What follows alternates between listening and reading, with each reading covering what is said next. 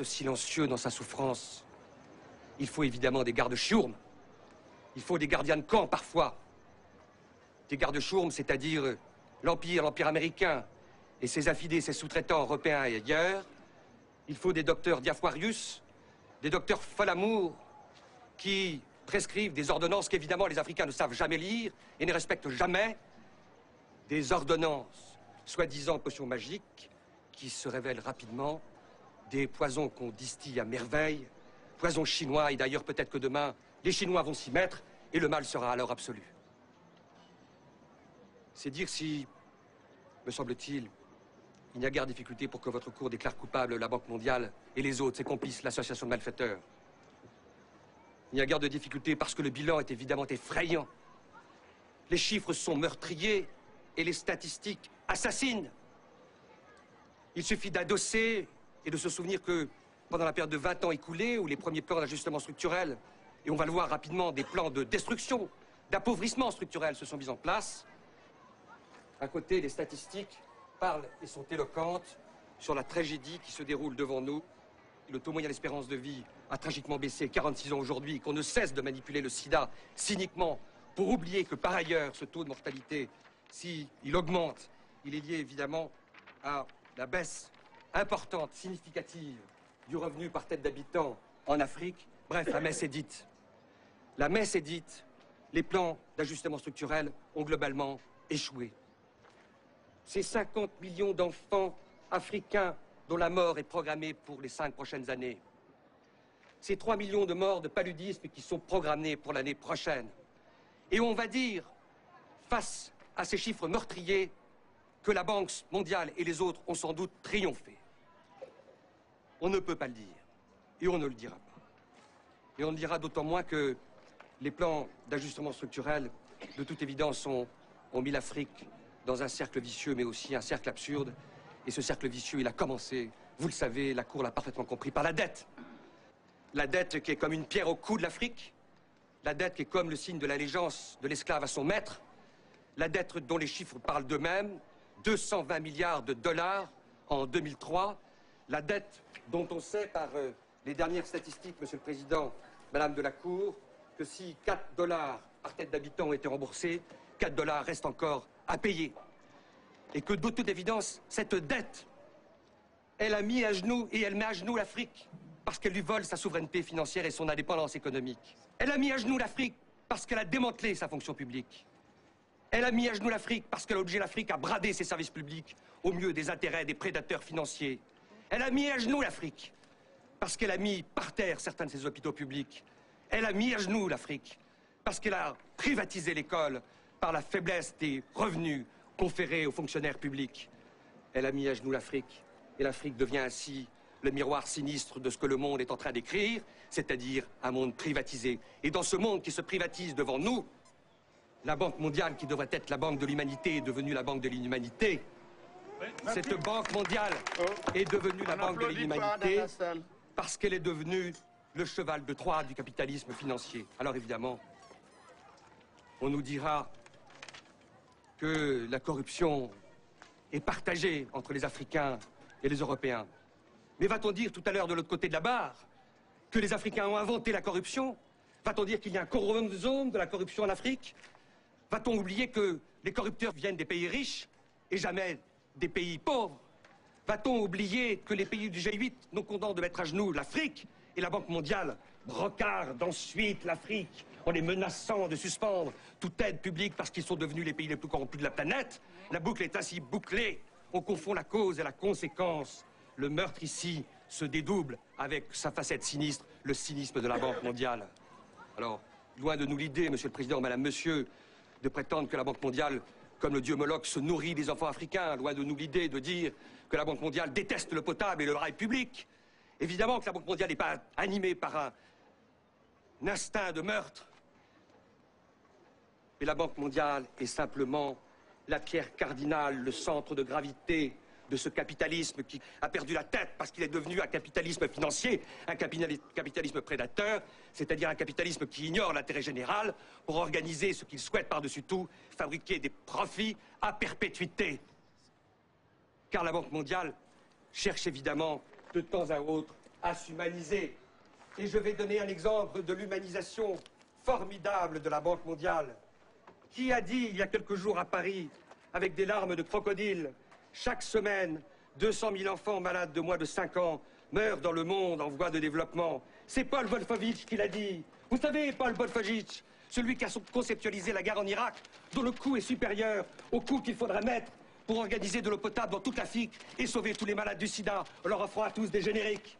C'est lui qui a fait semblant de pleurer dans une tribune à Paris il y a quelques semaines. Alors cessons ce bal des hypocrites, cessons ce bal maudit des prédateurs. Arrêtons-nous un instant sur les derniers arguments de la Banque mondiale. Il y aurait une malédiction sur l'Afrique. Et c'est ce miroir épouvantable que l'Europe réfléchit sur l'Afrique et qui, de temps en temps, pollue quelques cerveaux, tue les consciences critiques. L'Afrique serait vouée au malheur. La pauvreté y serait aussi naturelle que le génocide tropical, l'esclavage, le néocolonialisme. Et cette espèce de fatalité, on la trouverait également dans cette certitude, l'Africain est toujours ignare. Et d'ailleurs, que n'a-t-on entendu de l'autre côté de la barre il y a quelques jours, quand Mme Souko a déposé, et elle a eu le toupet, Mme Souko, de dire qu'elle savait lire un bilan. Femme savante, a-t-on dit de l'autre côté de la barre. Femme savante, mais oui, les Africains, la complexité du monde, elle est irréductible pour eux. Ils n'y connaissent rien. Et puisqu'ils n'y connaissent rien, ça permet de disqualifier et de délégitimer tout esprit critique, cet esprit critique que courageusement on a entendu il y a quelques instants du côté de la barre. Alors oui, vous allez déclarer coupable la Banque mondiale d'avoir abusé de la confiance du peuple africain. Oui, vous allez déclarer coupable la Banque mondiale de non-assistance à peuple en danger. Oui, vous allez déclarer coupable la Banque mondiale de ne pas avoir respecté son mandat d'origine, c'est-à-dire servir l'humanité. Et ce faisant, vous allez réouvrir la voie de l'utopie que chacun de nous voit de l'œil intérieur et qui permet de dessiner un monde nouveau derrière les collines. L'utopie qui est en quelque sorte ce bélier africain qui vient se frotter et déchirer le froc de la raison d'État du marché. L'utopie demain pour éviter ce qui se prépare dans les banlieues d'Accra, d'Abidjan et du Caire, c'est-à-dire que des gamins ivres de pauvreté et de souffrance, ce demain se transforment en boules de feu. Vous allez donc déclarer coupable la Banque mondiale de redevenir une banque de l'humanité. Vous allez déclarer coupable la Banque mondiale pour les crimes d'inhumanité et du cynisme qu'elle commet depuis 20 ans. Et évidemment, la seule peine possible, c'est la peine la plus modeste. C'est la peine la plus douce. Car Paul Wolfowitz, on ne va pas le jeter dans le Niger, les Caïmans n'en voudront même pas. La peine qu'il faut prononcer, et c'est ce que nous vous demandons,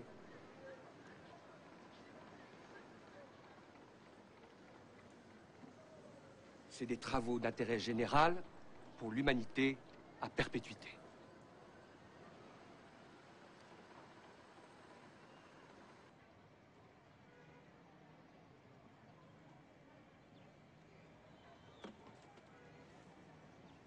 J'ai l'insigne honneur de comparaître devant votre juridiction pour prêter ma robe à la défense d'une noble et juste cause, mais surtout prêter ma voix aux sans-voix d'Afrique qui, depuis 25 ans, subissent la loi d'airain de l'ajustement, cette loi du plus fort qui jamais n'a su être la meilleure. L'ajustement est un mal organisé, structuré, administré et inoculé à nos peuples. Ce mal, Monsieur le Président, c'est le cynisme de la dette, le cycle vicieux de la dette. Cette dette qui a fini de ruiner nos économies et qui nous a aspiré toutes nos forces vitales alors qu'on n'a pas encore fini de payer. Que faut-il faire devant la violence de la dette? J'entends les latino-américains.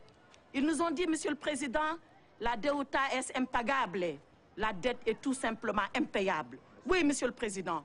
Elle est impayable parce qu'elle est illégitime. Elle est impayable parce qu'elle est violente. Elle est impayable parce que tout simplement, elle est insoutenable. À la violence de la dette vient s'ajouter le bradage de nos biens publics, de nos services publics, de nos services sociaux de base, la privatisation. Après avoir privatisé la santé, alors que, Entre juin et septembre 2005, 42 000 personnes sont mortes du choléra. Cette maladie du Moyen-Âge qu'on croyait à jamais éradiquer de nos villes et de nos campagnes. Mais qu'on n'aille pas plus loin, Monsieur le Président. Ici, dans cette chambre, gît et gémit un malade. Entendez-vous sa complainte? Elle m'est parvenue aux oreilles et nous privatisons la santé. Ce n'est pas fini. On privatise l'éducation. Conçue comme un droit universel, l'acquisition du savoir et de la connaissance, qui doit être la chose la mieux partagée. Pendant que 2/3 de nos enfants sont analphabètes, on nous demande de payer pour acquérir le savoir et la connaissance. Ce n'est pas fini, Monsieur le Président. On a privatisé, on a bradé nos services publics. Comment privatiser l'eau, Monsieur le Président? Le Djoliba, le Sénégal, le Zambèze, le Limpopo, nos fleuves privatisés avec nos contes, nos légendes, nos traditions enfuis dans les courants, dans les rivières et dans nos lacs. Cela n'est pas admissible. Ce peuple, c'est la veuve qui pleure la mort prématurée de son mari, enfui sous les décombres de l'ajustement. Ce peuple, c'est l'orphelin qui réclame le sein de sa mère, emporté dans les couches, alors qu'il exigeait tout simplement un dû, les soins primaires de santé.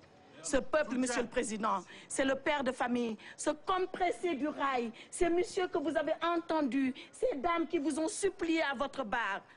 Le père de famille qui a vu son autorité, qui a vu son influence, qui a vu sa dignité diluée et emportée par un licenciement injuste. Ce peuple, Monsieur le Président, c'est enfin Zégué Bamba. Avez-vous, Monsieur le Président, entendu la complainte de Zégué Bamba? Ce paysan qui vous dit, mais pourquoi comme alors je ne sème pas? Pourquoi quand je sème je ne récolte pas? Et pourquoi quand je récolte je ne mange pas? C'est cette Afrique, Monsieur le Président, qui vous demande dignement, humblement, modestement, mais légitimement justice, Monsieur le Président. Alors vous la lui rendrez, sa justice à l'Afrique. Vous la lui rendrez, non pas en condamnant la Banque mondiale, non. Vous la lui rendrez tout simplement, Monsieur le Président, en renvoyant la Banque mondiale, le FMI, l'OMC, le G8, tous leurs affidés et leurs complices à leur mission première, celle-là qu'ils n'auraient jamais dû oublier et qui met l'homme comme finalité de toute action humaine. Il vous appartient, Monsieur le Président, vous, par votre plume, qui rendra la décision. Il m'appartient, moi, par la robe que je porte. Il nous appartient à nous tous, parce que c'est notre devoir de génération de provoquer et de précipiter la venue de ce jour. Car il y va de l'équilibre du monde et de l'avenir de l'humanité.